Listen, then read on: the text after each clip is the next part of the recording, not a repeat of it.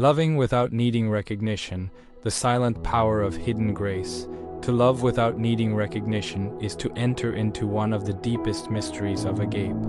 This is the love that exists without applause, without a stage, and without the echo of validation. It is the love of the hidden saints, the caregivers forgotten by time, the ones who forgive without acknowledgement, the ones who serve and disappear. In a world that teaches us to seek likes, praise, and approval, this kind of love feels invisible. And yet, it is the most radiant form of love there is, because it is pure. Agape love does not draw attention to itself. It does not cry out in the marketplace, does not parade itself before others. It is the quiet, strong current beneath all lasting beauty in this world. Christ exemplified this when he washed the feet of his disciples, knowing one would betray him. He healed lepers and told them not to speak of it. He fed the thousands and then withdrew. The incarnation itself was hidden in a womb, born in a stable, and greeted not by kings but by shepherds.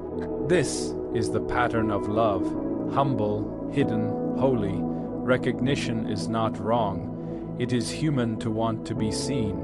But agape teaches us that the truest worth of love is not in how it is received, but in how it is given. Jesus taught, "When you give to the needy, do not let your left hand know what your right hand is doing, so that your giving may be in secret." Matthew 6, 3-4. In this secrecy, love becomes an offering solely between the soul and God, the invisible labor's parents waking up every night with a crying child, teachers who stay late to help a student who will never say thank you, friends who hold space for others' pain while carrying their own, volunteers who clean bathrooms, prepare meals, and care for the elderly with no fanfare. These are the daily martyrs of love. Their reward is not in applause, but in the transformation they bring to the world. Mother Teresa once said, "Be faithful in small things, because it is in them that your strength lies." The smallest acts, when done with great love, become monumental. A smile, a gesture, a single moment of kindness may ripple through generations, but the giver may never know. That is the mystery of grace. It moves beyond our vision. The temptation of praise, we are surrounded by a culture that equates worth with visibility. To be seen is to exist. To be unseen is to be forgotten. Social media inflames this hunger, but the gospel flips this paradigm. Blessed are the meek. Blessed are the pure in heart. Blessed are the merciful. The blessed ones are not always the celebrated ones. Often they are overlooked. Recognition can become a substitute for communion. When we seek to be recognized instead of seeking to love, we risk turning others into mirrors instead of mysteries. We forget that people are not there to reflect our worth. They are there to be loved for their own, loving in secret.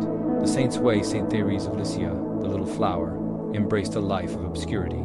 She called her way the little way, doing everything with love, especially the mundane. Her love bloomed not in grand miracles, but in hidden sacrifices. And today, she is one of the most beloved saints. Saint Joseph, the earthly father of Jesus, has no recorded words in Scripture, and yet his silent fidelity shaped the Son of God. He protected, guided, and loved in the background. His greatness was in his quiet strength. Saint André Bessette, a humble doorkeeper in Montreal, healed thousands but never sought attention. When asked about the miracles attributed to him, he would point to Saint Joseph. His humility magnified God. These saints show us that love does not need a platform. It needs presence. The cross, love without applause, no, where is love without recognition more vividly revealed than on the cross? Christ was stripped, mocked, abandoned. His love was not celebrated, it was crucified. And yet, in this moment of utter abandonment, love triumphed. The resurrection did not erase the hiddenness of the cross, it sanctified it. When we love without reward, we participate in this mystery. We die to ego, we rise in grace. The interior life of silent lovers to love quietly is to live from the interior castle. It is the domain of those who walk with God in secret. These lovers of God are not without passion. They are burning with divine fire. But their flame is not for display.